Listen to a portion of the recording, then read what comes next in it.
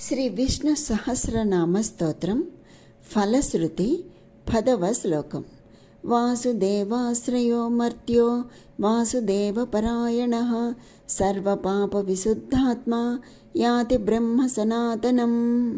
ఇందులో వాసుదేవపరాయణ అనగా వాసుదేవుడే పరమగమ్యముగా భావించినవాడును, వాసుదేవాశ్రయ అనగా వాసుదేవుని ఆశ్రయించిన వాడును అయిన మర్త్య అంటే మనుష్యుడు, సర్వ పాప విశుద్ధాత్మ అనగా సర్వ పాపముల నుండి విముక్తమైన అంతఃకరణము కలవాడే, సనాతనం శాశ్వతమైన, బ్రహ్మ అంటే వాసుదేవాఖ్యమైన పరబ్రహ్మను యాతి అనగా పొందుచున్నాడు అని.